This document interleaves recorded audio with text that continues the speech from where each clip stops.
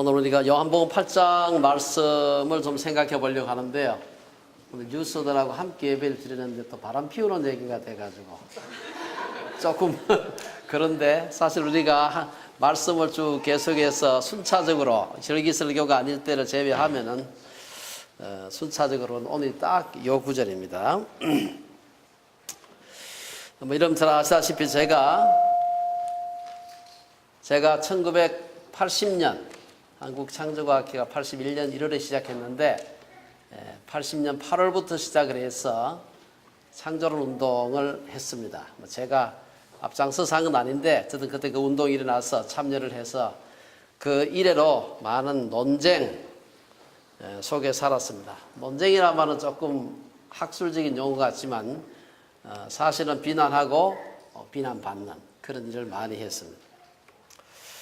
근데 제가 그 오랜 시간 동안 이런 논쟁을 하면서 깨달은 것이 이 창조론 논쟁이라는 것이 다만 어떤 이론에 대한 논쟁이 아니고 이게 세계관적인 논쟁이구나 하는 것을 제가 몇 해 전에 알게 되었습니다. 그래서 아무리 설득을 하려도 설득이 안 돼요.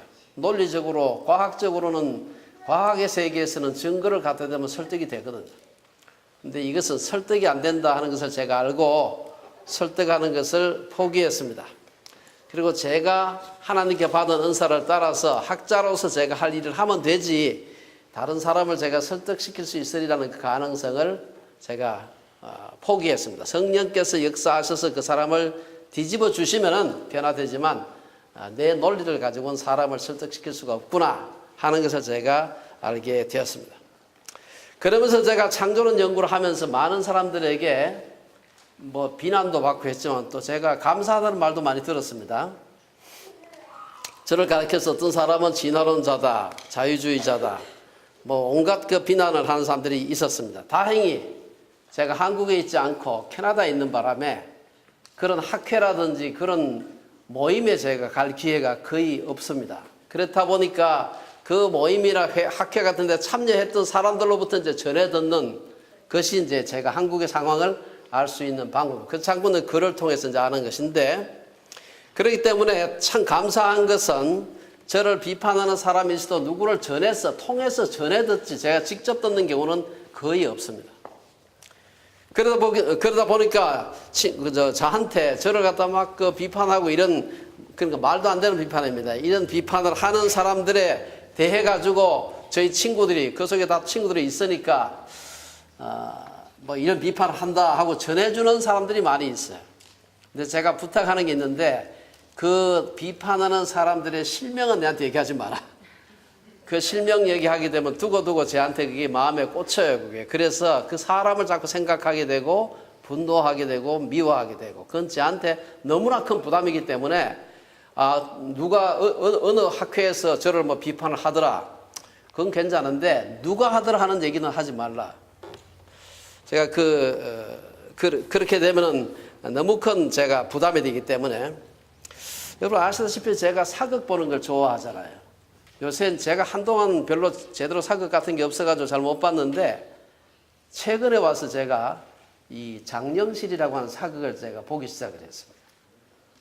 대충 다 봐가요. 벌써 다 끝난 거기 때문에 한 개 한 개 이제 보고 있는데 거기에 그 내용 중에서 이 비슷한 얘기가 나와요. 제가 뭐 세종대왕한테는 갖다가 붙일 그런 형편이 안 됩니다만은 세종대왕이 그러한 모습을 보여주는 게 있는데 제 생각에는 아주 제가 길지만 그 중에 한 3분 정도 여러분한테 세종대왕의 그 얘기에 나오는 일부를 제가 좀 보여드리고 싶어서 제가 부탁을 해요. 요만큼 끊어가지고 오늘 함께 같이 봤으면 좋겠다. 간단하게 배경을 설명드리면은 여러분 알다시피 장영실은 부산 지역에 있었던 어느 노비의 아들로 태어납니다.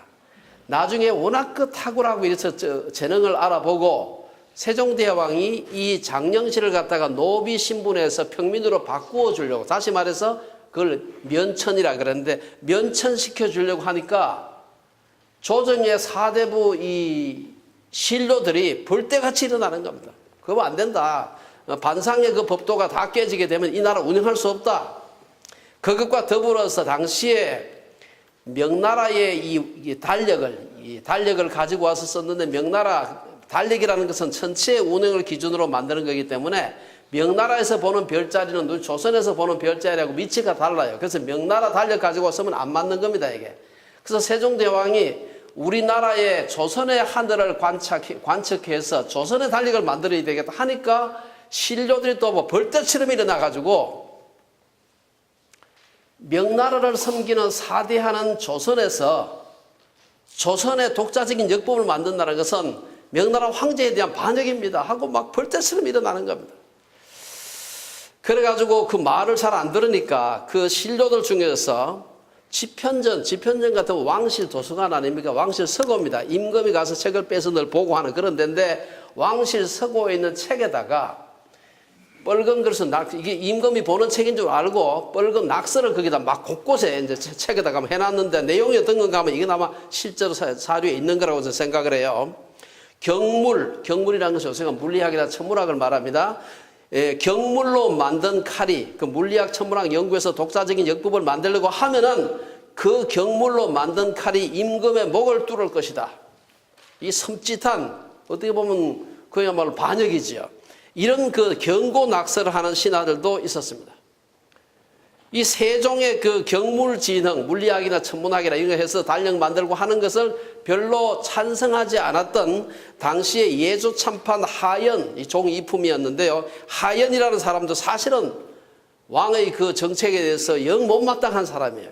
그런데도 불구하고 사대부들이 그 임금이 보는 책에다가 이런 기가 막힌 낙서를 한 걸 보고 너무나 분노를 해가지고 사대부들의 무도함에 분노해가지고 이 불경을 범한 놈들이 누구냐 하고 샅샅이 조사를 해가지고 지편전 서고 책에다가 빨간 글씨로 임금에게 경고 낙서한 사람을 다 찾아냈습니다. 그리고는 그 명단을 가지고 세종 앞에 온 것이 오늘 이 장면인데 그 배경을 보시고 여러분들이 이 한번 비디오를 한번 보시기 바랍니다. 한번 보시겠습니다. 전하, 신료들은 출입할 수 없는 곳이라고 전했는데도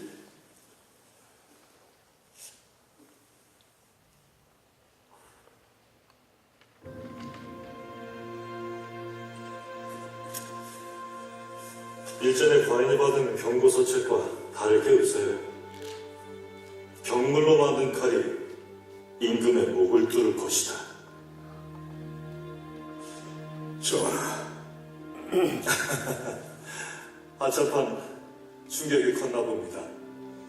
전하, 닥표 쓴 경고장을 왕에게 보내는 자들은 진정한 사대부가 아니옵니다. 그렇지 전하께서 자주 찾으신 지편전 서로에게 지켜 못하면 해서 제가 어떤 자들이 이런 짓을 저질렀는지 알아냈습니다.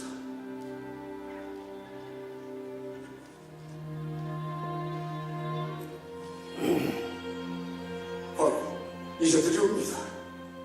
어서 이 자들을 잡아들여 하명하시옵소서. 난 여기 적힌 자들의 이름을 보지 않을 겁니다. 나도 사람인지라 훗날 그들을 중용할 때 네가 내게 경고문을 보냈지 일이 따지게 될지도 모르는 일이죠. 전하, 중용이라니 무슨 말씀이십니까? 왕의 책방에 경고서책을 넣을 정도로 적극적인 그들입니다. 그들이 내 뜻을 이해하고 조정에 나와 일한다면 조선을 위해 얼마나 헌신적일지 기대가 되질 않습니까? 과인은 사실 그대가 이 경고문을 썼다고 생각했어요.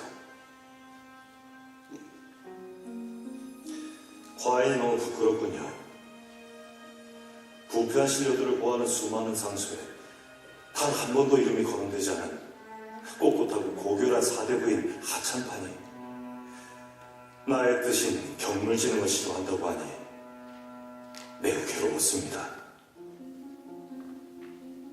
게다가 정도에서 벗어난 방법으로 왕을 경고하는 같은 사대부들을 벌출하는 하찬판의 태도는 나에게 큰 감동을 줍니다.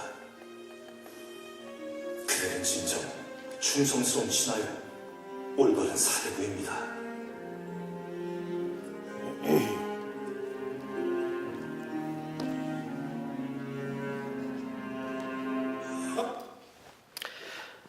예, 여러분들이 아마 이 앞뒤에 뭐 전체 내용은 많을지 모르지만 저는 이뿐 아니라 사실은 그 후에 세종대왕은 한자 사용을 끝까지 고집하면서 한글 창제하면 안 됩니다 하고 끝까지 반대를 하는 겁니다.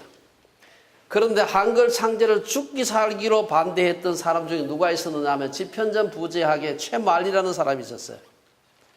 지편전 부제학 같으면 요즘 같은 뭐 어디 뭐 서울대학교 총장 정도 안 되겠습니까? 이런 사람이 학계의 대표라고 할 수 있는 사람이 나와가지고 한글 창제하면 안 됩니다. 이건 명나라에 대한 반역입니다.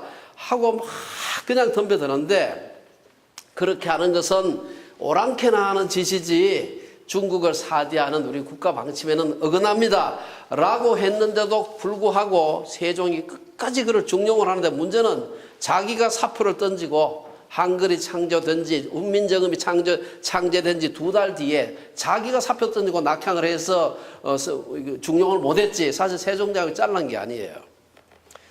세종은 이미 지편전에 있었음에도 불구하고 새 문자인 훈민정음을 창제를 하고는 안 돼. 창제만 하면 안 되잖아요. 국민들을 가르치려면 교과서가 필요합니다. 이걸 어떻게 배워라. 어떻게 발음을 해라. 이게 그 유명한 훈민정음 해례본입니다. 훈민정음 해례본과 같은 한글 해설서를 만드는데 왕인데 지편전에서 그 작업을 못해요. 그리고는 옆에다가 정음청이라고 하는 비밀 연구소를 만들어서 그 자기 뜻을 찬성하는 젊은 학자들 모아서 거기서 그 작업을 하는 걸 볼 수가 있습니다. 저는 비록 세종대왕은 예수님과 전혀 다른 시대에 살았지만 백성들을 가장 사랑했던 군주가 아닌가. 어쩌면 우리 역사에서 어떤 총회장보다도 예수님을 가장 많이 닮은 분이 세종대왕이 아닐까 제가 그 생각을 했습니다.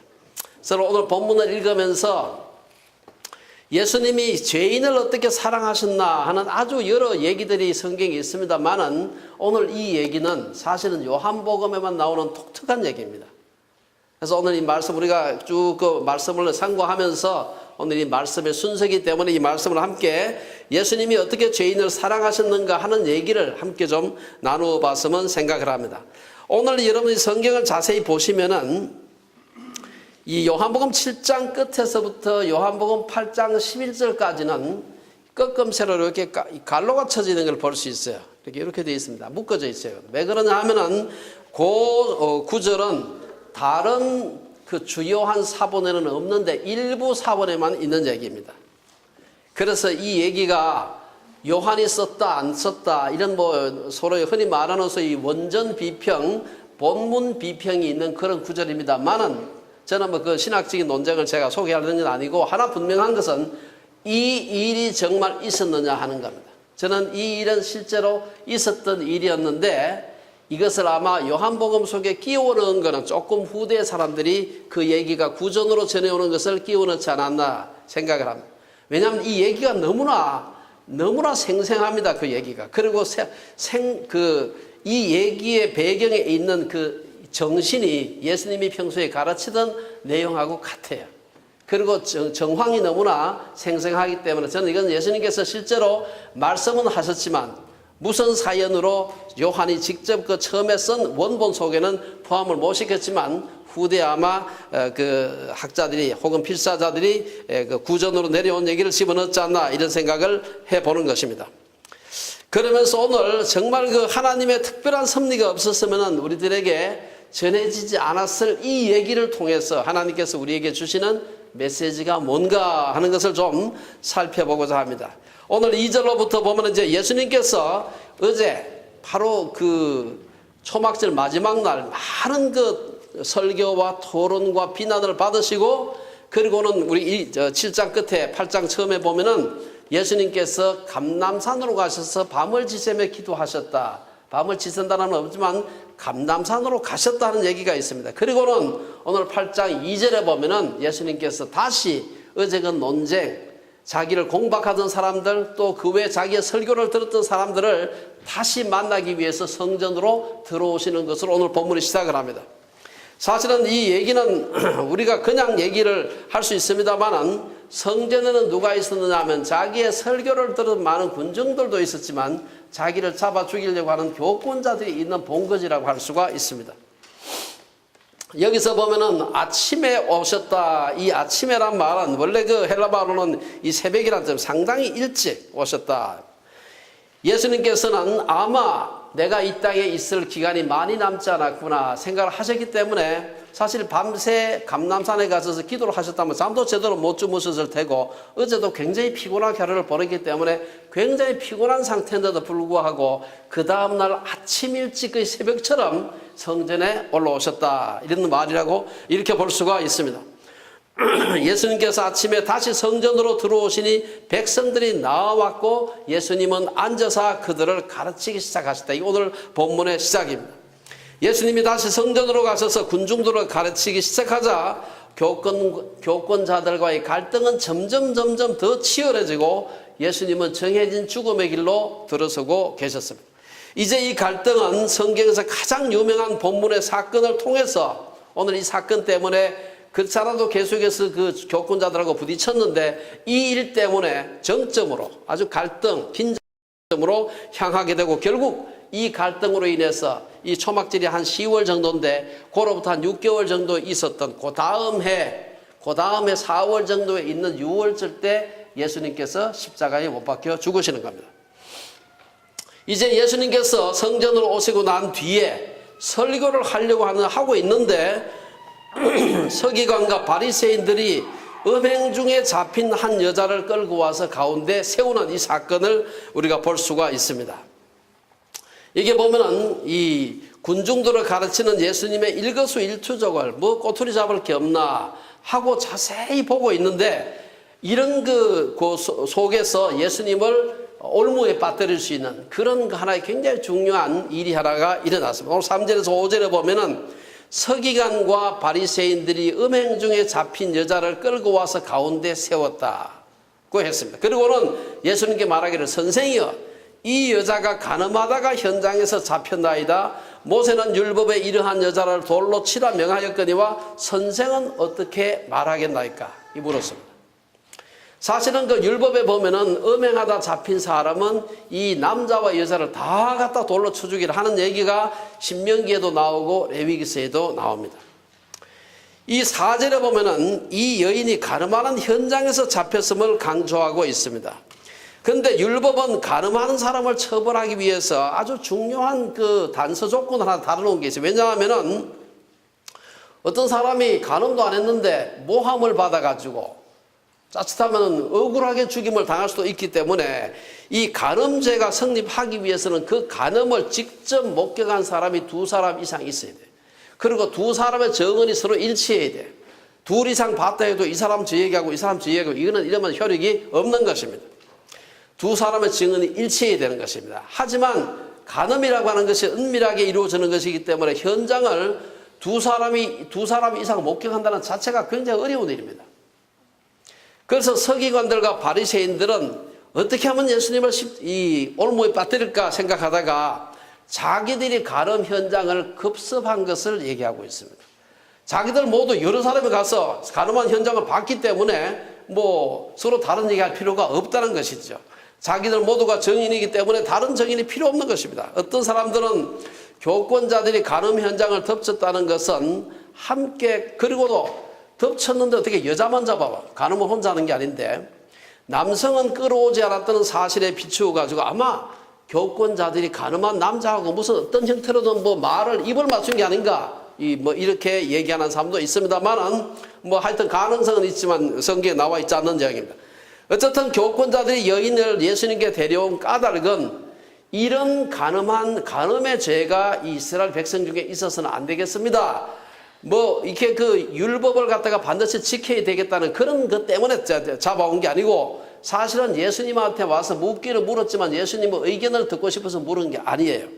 6절 말씀에 보면은 그들이 이렇게 말하면 고발할 조건을 얻고자 하여 예수를 시험하기 위해서다. 이사가 딱 적어놨습니다. 예수님이 이 답변을 하든 저 답변을 하든 무슨 답변을 하든 반드시 예수님이 그들의 덫에 갇히게 되어 있는 것입니다. 만일 예수님께서 모세 율법대로 그녀를 돌로 쳐 죽이라 대답한다면 이건 로마법을 위반하는 겁니다. 왜냐? 유대인들은 사형할 수 있는 사형언도를 낼 수가 없어요. 그동안 또한 그 사랑을 설교해온 예수님의 가르침, 뭐 서로 사랑하라, 내 몸을 내 이웃을 내 몸처럼 사랑하라, 그러나 놓고는 이 여자를 쳐 죽이라 그러면 그동안의 예수님의 가르침하고도 서로 맞지 않는 것입니다. 예수님께서 만일에 그 여인을 용서하고 풀어주라고 한다면 이 장소가 지금 어디냐면 성전뜰입니다. 사내들인 공회원들이 쫙 둘러서 있고 많은 그 율법의 열정이 있는 많은 백성들이 그 지금 둘러서서 보고 있는 것입니다. 그런데 이들은 먼 곳에서 초막절을 지키기 위해서 몰려든 사람이고 끝났는데도 바로 집에 안 가고 계속해서 예루살렘에 머물고 있는 것은 예루살렘 거민과 더불어서 먼 데서 온 사람 같으면 그만큼 이 율법에 대해서 신앙적으로 강한 믿음이 좋은 그런 사람이었어요. 이런 사람들을 대상으로 예수님께서 지금까지 가르치신 대로 그 여인을 용서하라 이렇게 한다면 이것은 율법을 무시하는 것이기 때문에 사실은 율법에 어긋나고 사내들인 공회법에 걸리는 것입니다. 그렇다면 예수님은 교권자들이나 군중들에 의해서 큰 어려움을 당했을 것입니다. 이런 어려운 가운데 예수님한테 그 질문을 했습니다. 그런데 예수님께서 와서 이런 여자를 놓고 선생은 어떻게 하시겠습니까? 이렇게 물었습니다. 계속해서 예수님 말을 잘 안 하시니까 계속해서 체근을 했습니다. 또 묻고 빨리 대답하세요. 이렇게 지금 체근을 하고 있었습니다. 여기서 우리가 교권자들의 그 태도를 우리가 처음에 한번 좀 살펴볼 필요가 있는데, 첫째, 이 교권자들은 사람에 대한 배려가 없는 걸 볼 수가 있습니다. 모든 죄가 수치스럽지만 그 중에서도 성적인 범죄는 가장 그 내밀하고 발각되었을 때 큰 수치심을 유발합니다. 여러분 요즘 보도를 보면은 무슨 뭐 몰카 동영상으로 인해 가지고 어떤 사람은 심지어 자살까지 하는 사람이 있습니다. 너무나 많은 사람들이 그것 때문에 고통스러워하고 있는 것입니다. 과거에 비해서 성이 훨씬 더 개방된 요즘도 그런데 하물며 그 옛날에는 지금보다도 훨씬 더 그 죄로 인해서 그것이 탄로가 났을 때 수치스러움은 더했을 겁니다. 오늘 본문에 등장하는 젊은 여인이 가늠하다가 현장에서 잡혀왔다면 자세한 내막은 없습니다만 아마 그 여인이 옷이라도 제대로 입고 왔을까, 아마 여인은 가늠하는 현장에서 머리채를 잡혀가지고 끌려오지 않았을까. 그렇다면 그리고 사람이 없는 데가 아니고 지금 이 예루살렘 성전뜰이기 때문에 많은 사람이 모여 있는데 이 머리를 잡힌 채 질질 끌려왔다 생각해 보세요. 열심히 일하다 온 것도 아니고 가늠하다 현장에서 잡혀왔다 생각하면 그 수치라고 하는 것은 말할 수가 없는 것입니다. 이 여인은 율법에서 정한 대로 육체적인 죽음을 경험하기 전에 이미 정신적으로 그 수치심 때문에 사실 죽음과 같은 수치심을 경험하고 있었을 것입니다. 교권자들은 예수님을 올무에 빠뜨리기 위해서 한 여자가 겪는 고통과 수치 같은 걸 아랑곳하지 않았습니다. 어떻게든 저 예수를 올가매기만 하면 되는 것입니다. 사람을 생각하지 않아요. 둘째는 교권자들에게는 특별히 사람들 중에서도 약자에 대한 배려가 없습니다. 5절에 보면 서기관과 바리새인들은 예수님에게 물었습니다. 모세는 율법에 이러한 여자를 돌로 치라 명했다. 그렇게 하면서 그 여자를 끌고 옵니다. 여인을 끌고 온 사람들은 율법을 잘 알고 있는 서기관과 바리새인들이었습니다. 이들은 모두 남자였습니다. 간음이라고 하는 것이 남녀 두 사람이 짓는 죄인데 남자는 어디 가고 왜 연약한 여자만 공개적인 수치와 처벌의 대상이 되어야 하는가? 아마 남자는 강하기 때문에 못 끌고 왔든지 사전에 무슨 결탁을 했든지 어떻게든 정할 수 없는 약자를 이들은 끌고 와서 이 수치를 당하게 하는 걸 볼 수가 있어요. 세 번째, 교권자들의 위선을 볼 수 있습니다. 이들의 위선은 두 가지인데요. 먼저 이 여자를 갖다가 가늠하다가 현장에 잡혀온 여자를 죽여야 하지 않겠느냐고 막 씩씩거려서 왔는데 그것은 나는 얼마나 거룩하다, 얼마나 의롭고 거룩한가 하는 것을 간접적으로 얘기하고 있는 것입니다. 죄를 짓는 사람을 공개적으로 비난하고 돌을 던짐으로 사람들은 반사적으로 나는 괜찮은 사람이야, 이런 그 전제를 가지고 있는 것입니다. 자신은 의롭기 때문에 앞에 있는 죄인을 재판할 자격이 있다고 생각하는 것입니다. 죄인을 더 심하게 비난할수록 자신은 더 의롭게 될 거라고 착각을 하는 겁니다. 그러면서 이 여인의 죄를 빙자해서 사실은 여인의 죄에 별 관심이 없는 사람이에요. 이들의 관심은 이 여인을 이용해서 예수님을 어떻게든 올무에 빠뜨리는 데만 관심이 있었습니다. 거기 보면 6절 상반절에 보면 그들이 이렇게 말하면 고발할 조건을 얻고자 하여 예수를 시험함이로라. 이들은 율법에 대한 열정 때문이 아니고요, 예수님을 올무에 빠뜨리기 위한 것이 제일 중요한 목적이었습니다. 이들은 율법에 대해서 잘 알고 있다고 생각했지만 율법의 기본 정신이 사랑인데 사랑의 반대되는 쪽으로 행동을 하고 있는 것입니다. 하지만 이러한 교권자들에 비해서 예수님은 사람을 무시하고 특히 약자들을 멸시하는 교권자들, 이들과는 정반대의 대답을 하시는 걸 볼 수가 있습니다. 7절에서 11절에 보면 예수님의 관심은 사람들에게, 그것도 약자에게 예수님의 관심이 집중하는 걸 볼 수가 있습니다. 교권자들의 질문을 받고 예수님은 6절 하반절에서 몸을 굽히사 손가락으로 땅에 쓰셨다. 아무런 말씀도 안 하시고 구부려 가지고 아마 뭘 쓰고 계신 것 같아요. 이렇게. 요즘 가도 뭐 콘크리트 가도 못 썼을 텐데 아마 그때는 땅바닥이 흙이 돼가지고 뭐 이래저래 쓸 수 있었던 것 같아요. 쓰고 있으니까 안달이라는 것은 교권자들입니다. 선생은 어떻게 말하겠나이까? 계속해서 체거를 하는 겁니다. 그러자 7절에서 예수님은 몸을 일으키신 후에 너희 중에 죄 없는 자가 먼저 돌로 치라. 아주 유명한 말씀이죠. 그리고는 그 말씀 한마디 하시고는 8절에 보면 다시 몸을 굽혀가지고 땅바닥에 뭔가를 쓰셨다. 사람들은 그 예수님께서 구부려가지고 뭘 썼을까 이게 관심이 많은데 성경은 거기에 대해서 얘기하고 있지 않습니다. 제 생각에는 그게 내용이 꼭 중요한 것 같으면 성경에 뭔가 써놨을 텐데 없는 걸로 봤을 때는 그거는 몰라도 되는 그런 내용이 아닌가. 그 시잘데없이 성경에서 자세히 얘기하지 않는 걸 너무 알려고 하는 것도 문제입니다. 이거는 중요한 것은 예수님께서 구부려가지고 글을 쓰는 동안에 사람들은 조용하게 보고 있었을 겁니다. 예수님이 언제 무슨 말씀 하실 텐데 무슨 말씀 하실까? 조용하다는 말은 사람들이 자기를 돌아볼 수 있는 시간을 갖는 것입니다. 서기관들과 바리새인뿐 아니라 거기에 있는 여러 군중들도 또 앞에 있는 그 가늠하다 잡혀온 수치를 당하고 있는 이 여인도 자기의 지은 죄를 생각하며 아마 자기를 반성하는 시간을 가졌을 겁니다. 얼마나 오랫동안 아마 그 예수님께서 구부려가 또 쓰셨는지는 잘 모르겠습니다만은 꽤 오랜 시간 동안 예수님께서 글을 쓰시다가 빨리 말해 주시오 하니까 죄 없는 자가 돌로 치라고 또 구부려가 또 쓰시는 겁니다.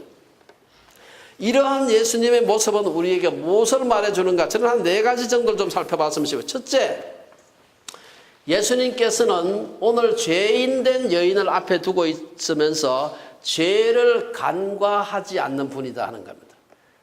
예수님은 여인을 변호하기에 앞서서 우선 그 여인이 명백한 죄인임을 말씀하고 계시는 겁니다. 자신과 함께 간음을 저지른 남성은 끌려오지 않았기 때문에 여자는 억울했을 겁니다. 율법은 분명히 간음한 2사람을 모두 죽이라고 명하는데 어찌하여 현장에서 잡혔는데 남자는 안 끌려오고 여자만 끌려왔느냐. 아마 요새의 관점에서 현대적 관점에서 본다면은 당시에 남성 우월주의 사회 속에서 여성이 부당한 대우를 받는다고 할 수가 있습니다. 그럼에도 불구하고 그 여자의 죄가 덮어지는 것은 아니라 성경은 그 여인이 분명히 죄인임을 분명히 얘기하고 있고 예수님도 그것을 부인하지 않았습니다. 바리새인과 서기관들이 주장하듯이 그것은 명백한 간음이었습니다. 여인은 7계명을 범한 간음하지 말라는 율법을 어긴 것입니다. 예수님은 산상수훈에서 이미 음욕을 품고 여자를 보는 자마다 마음에 간음했다. 그렇게 말씀하셨어요. 그래서 이 여자가 죄인이 아니라는 얘기를 하는 게 아닙니다. 7장 7절 후반절에도 보면 너희 중에 죄 없는 자가 먼저 돌로 치라. 이 여인은 죄 없다 이렇게 얘기하지 않고 죄가 있는 건 맞는데 너희 중에 죄 없는 자가 돌로 치라. 여인의 죄가 있다는 것을 기정사실화하고 있는 것입니다. 죄는 반드시 근절되어야 하고 공정한 심판을 통해서 상응하는 대가를 치러야 하는 것입니다. 오늘 본문에서 예수님이 지적하신 것은 여인이 억울하다거나 죄가 없다는 것이 아니라 자신들의 목적을 위해서 의도적으로 남을 고통으로 몰아넣고 무너뜨리는 이 교만한 교권자들의 그 행동, 이것을 지적하시는 것입니다. 하지만 예수님은 여기서 여인의 죄를 간과하지 않았다는 점이 중요해요. 두 번째는 예수님께서 그 여인이 죄인이라는 걸 아셨지만 정죄보다는 회개를 촉구하셨다는 사실을 기억을 해야 됩니다. 정죄는 뭡니까? 야, 이 나쁜 놈아 하는 게 정죄입니다. 네 살인자지, 간음했지, 이거는 정죄예요. 죄를 정하는 것입니다. 컨데밍하는 거지. 그런데 회개하기를 바란다는 건 다른 얘기예요. 회개의 권면은 돌아오라고 촉구하는 것입니다. 바리새인과 서기관들은 여인을 데리고 와서 예수님 앞에 세우고 모세는 율법에 이러한 여자를 돌로 치라 명하였거니와 선생은 어떻게 말하겠나이까? 정죄지요. 그들의 모습은 교만과 위선으로 가득 찬 모습이었습니다. 하지만 예수님은 서기관들과 바리새인들을 무조건 책망하고 미워하신 게 아닙니다. 그들도 구원받아야 할 죄인임을 아셨습니다. 예수님은 그들도 자기들을 돌아보면서 자기들의 숨은 죄를 볼 수 있기를 바라셨어요. 그래서 예수님은 너희 중에 죄 없는 자가 먼저 돌로 치라. 이때 사실 너무 많은 얘기하면 이 한마디 딱 하고 그냥 엎드려 가만히 있어야 되지, 자기를 돌아볼 수 있는 것입니다. 한마디 딱 하고 엎드려가 딴 글씨 쓰고 계시니까 자기들이 생각해보지 않겠습니까? 이는 여인보다 교권자들이 먼저 스스로를 정죄하고 심판하라는, 다시 말해서 여인에게 죄를 묻기 전에 너 스스로 죄가 있는지 없는지 생각해보라. 회개를 촉구하는 말씀입니다. 우리 속담에 똥 묻은 개가 겨 묻은 개 나무란다는 말이 있습니다. 자신의 잘못이 더 큰 사람이 남 비난하기 좋아한다는 거죠. 제가 지난 시간에 함께 따라 했죠. 교만한 사람은 자기의 겸손을 자랑하고 겸손한 사람은 자기의 교만을 고백한다, 회개한다 그랬죠. 원래 교만한 사람은 내가 얼마나 겸손한지 알아? 이 사람이 교만한 사람이에요. 이에 대해서 사도 바울은 갈라디아서에서 이렇게 말합니다. 갈라디아서 6장 1절에 형제들아, 사람이 만일 무슨 범죄한 일이 드러나거든 이 나쁜 놈 하지 말고 신령한 너희는 온유한 심령으로 그러한 자를 바로잡고, 이렇게 정죄하지 말고 바로잡고 너 자신을 돌아보아. 어떤 사람이 범죄하거든 그 사람에게 주목하지 말고 너 자신에게 주목하라는 겁니다. 너 자신을 돌아보아. 너도 시험을 받을까 두려워하라. 교권자들을 향한 예수님의 답변은 정말로 탁월했습니다. 9절을 보게 되면은 이 예수님의 말씀을 듣고 오늘 9절에 보면 양심의 가책을 느껴 어른으로 시작하여 젊은이까지 하나씩 자리를 떴다, 이렇게 되어 있습니다.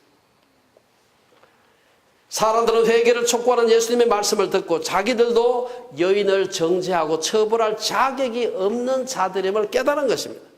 이들이 하나씩 나갔다는 말을 가만히 보게 되면은 기쁘게 떠난 건 아니에요. 머뭇거리다가 양심의 가책 때문에 아마 마지 못해서 떠나다 보니까 한 놈씩 떠난 게 아닌가 생각을 해볼 수 있습니다. 어른부터 젊은이까지 다 자리를 떠났다는 것으로 미루어 교만한 교권자들은 물론 그들의 선동으로 가늠한 여인을 죽이기 위해 큼직한, 자기 보통 머리만한 돌을 들고 온다 그러죠. 큼직한 돌덩어리를 들고 하나씩 씩씩거리면서 이 옆에 좀 둘러서 있던 그 사람들도 양심의 가책을 느끼고 자신을 돌아보게 되었다는 것입니다. 양심의 가책을 느낀 것은 교권자들이나 군중들만이 아니었습니다. 아마 죽음의 공포와 수치로 몸서리치면서 사람들 앞에 한 절반쯤 벗겨진 채로 서 있는 그 여인도 마찬가지가 아니었을까. 예수님은 여인에게도 정죄보다는 회개를 촉구하셨습니다. 그리고 연민의 정과 사랑이 회개를 일으킨다는 것을 보여주고 계시는 것입니다. 세 번째, 예수님은 사랑이 회개를 일으키지 정죄가 회개를 일으키지 않는다는 것을 보여주고 있습니다. 예수님은 저 여인의 죄를 비록 결코 가볍게 보시지 않았습니다. 죄를 지었지만 여인으로 인해서 당하는 고통을 예수님은 자신의 고통으로 받아들이면서 연민의 마음을 가졌습니다. 얼마나 고통스러울까. 죄가 사랑스럽단 말이 아니라 그 고통이 얼마나 클까. 예수님은 그녀가 저지른 죄를 결코 모르는 바가 아니었지만 죄를 지적하시기 전에 그 여인에게 연민의 마음, 사랑의 마음을 가졌습니다. 사람들은 다른 사람의 죄에 집중하지만 예수님은 다른 사람이 회개하고 돌아오는 곳에 집중했던 것입니다. 예수님께서 너희 중에 죄 없는 자가 먼저 돌로 치라고 말씀하자 여인을 죽이기 위해서 둘러서 있던 흥분한 군중들이 하나씩 떠나게 되고 마지막으로 남은 것은 오직 예수와 그 가운데 섰는 여자만 남았더라. 예수님은 여자 외에 아무도 없는 것을 보시고 여인을 향해서 여자여, 너를 고발하던 그들이 어디 있느냐? 너를 정죄한 자가 없느냐? 이렇게 물었습니다. 예수님은 교권자들과 군중에 더하여 음행한 여인도 자기의 죄를 회개하고 돌아오기를 촉구하고 있는 것입니다. 교권자들의 정죄는 여인을 회개에 이르게 하지 못했습니다. 하지만 여인을 심판하고 정작 돌을 던질 자격이 있었던 예수님은 돌을 던진 것이 아니라 회개를 촉구한 것입니다. 여인의 죄는 확실했지만 예수님은 그녀를 정죄하지 않았습니다. 그녀가 새로운 삶을 살아갈 수 있는 기회를 주셨습니다. 그녀에게 다시는 죄를 범하지 말고 올바른 삶을 살아가라고 말씀하셨습니다. 다른 사람을 긍휼히 여기는 예수님의 마음이 여인을 회개에 이르게 한 것입니다. 사랑의 중요성에 대해서 바울은 에베소서에서 이렇게 말합니다. 제가 아주 좋아하는 말씀인데요. 오직 사랑 안에서 참된 것을 하여 범사에 그에게까지 자랄지라. 여러분 이 말씀을 다시 한번 자세히 생각해 보면 진리를 말하는 것의 전제가 뭐냐? 사랑이라는 거예요. 사랑이 없거든 진리를 절대로 얘기하지 말고 입 다물고 있으라는 것이에요. 사랑이 없거든 입 다물고 있어라. 진리를 얘기하지 말라. 사랑이 전제하지 않는 진리는 사람들에게 전달되지 않습니다. 여러분 제가 옛날에 그 학교에 있을 때 저희 지도 교수님이 잘 정돈해야 된다. 정돈을 굉장히 강조해요. 실험실에서 정돈 잘하지 못하면 물건을 찾지 못합니다. 그러면서 하신 말씀이 찾지 못하는 물건은 없는 것하고 같다. 너무나 당연한 말인데 찾지 못하는 건 없는 것하고 똑같다. 암만 집에 좋은 게 있어도 어디 있는지 모르면 끝이에요. 그건 없는 것하고 똑같은 것이지. 마찬가지로 사랑이 없어서 사랑이 없는 진리는 남들에게 전달되지 않는 것이고 전달되지 않는 진리는 말하지 않는 것하고 똑같은 겁니다. 에베소서 4장 9 말씀을 이렇게 한번 생각해 보세요. 사랑 안에서 오직 사랑 안에서 참된 것을 하여 범사에 그에게까지 자랄지라. 일본 말처럼 플랫하게 얘기하면 이게 잘 안 드러나요. 근데 이걸 인토네이션을 다르게 해가지고 오직 사랑 안에서 참된 것을 하여, 사랑 안에서 강조를 한번 해보세요. 오직 사랑 안에서 참된 것을 하여 범사에 그에게까지 자랄. 사랑이 그만큼 중요하다는 거예요. 암만 진리 얘기한다고 진리를 얘기하지 않는 사람, 진리를 얘기하는 사람이 없어서 이 세상에 불의한 게 아니에요. 진리를 얘기하는 사람은 너무나 많아요. 유튜브에 가면 깔려 있습니다. 근데 문제는 사랑이 없는 것이에요. 마지막으로 예수님께서는 죄와의 치열한 전쟁을 요청하고 계시는 걸 볼 수가 있습니다. 예수님은 마지막으로 우리들에게 죄와의 치열한 전쟁을 요청하시는데 9절을 보면 모든 사람이 자리를 떠나고 이제 예수님과 가늠한 여인만 남게 되었습니다. 즉 그 여인에게 돌 던질 자격이 있는 유일한 한 분만 남게 된 것입니다.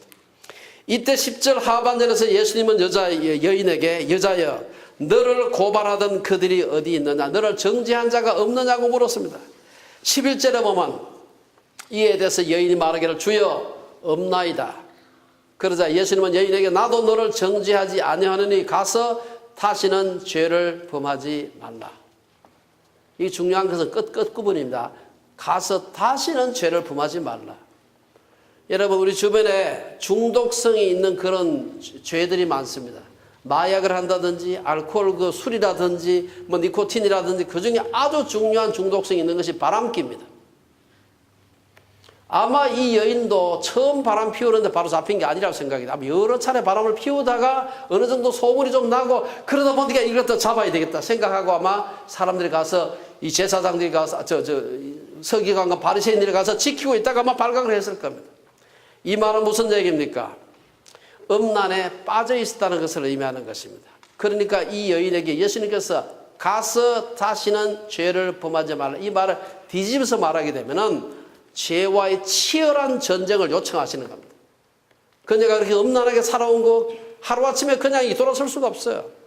그러나 가서 다시는 죄를 범하지 말라. 이것은 죄와 치열한 전쟁을 하라는 요청입니다. 성도의 삶은 용서받으면서 시작되지만 예수님은 용서받은 우리들에게 다시는 죄를 짓지 말라고 말씀하십니다. 우리가 기도할 때마다 늘 회개하는 기도하지만 이게 습관이 돼가지고 실컷 죄 짓고 와서 또 그냥 한 번 하고 또 계속해서 월요일 또 죄 짓고 이 전혀 진전이 없는 회개와 죄 지음의 반복은 이것은 의미가 없는 것이지. 회심한 이후에도 우리는 끊임없이 죄와 싸워야 함을 의미하는 것입니다. 많은 사람이 구원을 받고 의롭게 되었다는 사실에 집중한 나머지 죄와의 치열한 전투를 벌이지 않을 때가 많습니다. 이에 극단적인 예가 바로 여러분들 이단으로 정죄된 그 권신창 유병원 그 구원파입니다. 한 번 회개하고 하나님 앞에 나와서면 됐지. 더 이상 우리는 죄를 짓고 싶어도 죄가 안 된다 하면서 온갖 나쁜 짓을 한 것입니다. 여러분 그 구원파가 얼마나 나쁜 짓을 했는지 잘 아시죠? 우리는 하나님의 말씀에 비추어 보면서 삶에서 죄와 치열한 투쟁을 벌여야 합니다. 예수 믿고 회개하고 우리가 정말 회심하고 난 뒤에도 그렇게 해야 됩니다. 단지 실정법에 어긋나는 죄만이 아닙니다. 세상법에서는 실제로 간음을 했을 때만 문제가 되지만 예수님은 마태복음 5장 28절에서 음욕을 품고 여자를 보는 자마다 마음에 이미 간음했다. 조심하면 실제적인 간음의 행위는 피할 수가 있어요. 하지만 마음의 음욕을 품지 않는 것은 굉장히 어려운 일입니다. 거의 불가능한 일이죠. 이런 우리가 행동은 물론 마음으로라도 죄를 짓지 않도록 죄와의 치열한 전쟁을 해야 함을 의미하는 것입니다. 특히 우리 유서들 10대 얼마나 그 한참 혈기 방자할 때 이 마음으로 생각도 품지 말라. 이게 얼마나 어려운 전쟁인지 하는 걸 알아야 됩니다. 우리가 예수를 믿었다고 해서 죄로부터 자유롭게 되는 것이 아니다. 천국 갈 때까지 이 치열한 죄와의 전투로 예수님께서 우리를 여인을 초청하는 것이 아니라 우리를 초청하신다. 결론적으로 몇 가지 말씀드리고 마치겠습니다. 탈무드 아시죠? 도와 탈무드가 뭔지 알아? 탈무드라는 게 뭔지 알아? 이거는 이스라엘 사람들의 이야기책인데 아주 좋은 얘기가 많이 적혀있는 이야기책입니다. 탈무드에 이런 재미있는 얘기가 하나 있어요. 랍비가 제자에게 물었습니다. 같이 굴뚝을 청소하던 두 아이가 있었다. 그런데 한 아이의 얼굴은 굴뚝 청소가 나오니까 한 아이의 얼굴은 막 시커먼 껌댕이가 잔뜩 묻어서 더럽고 한 아이의 얼굴은 깨끗했다. 랍비가 제자한테 물어서 둘 중에 누가 가서 씻었겠느냐? 그러니까 제자가 말하기를 얼굴에 껌댕이 잔뜩 묻은 사람이 애가 가서 씻었겠지요 하니까 아니다. 얼굴이 깨끗한 애가 가서 씻었다. 왜냐? 우리 검은 애는 깨끗한 애를 봤기 때문에 내 얼굴도 저렇게 깨끗하겠지.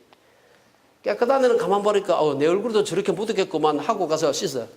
그러니까 얼굴에 아무도 안 묻은 애는 가서 씻고 얼굴에 잔뜩 묻은 애는 되게 깨끗한 줄 알고 안 씻었다. 뭐 그런 얘기입니다.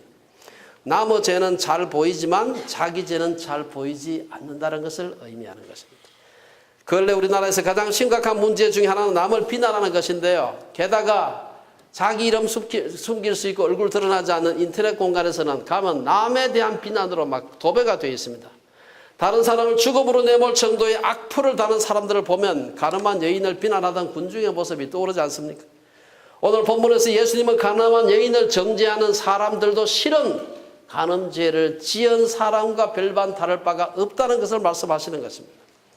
다른 사람을 정죄하거나 비난하지 말라는 것을 강조하신 성경의 구절이 신구약 곳곳에 있습니다.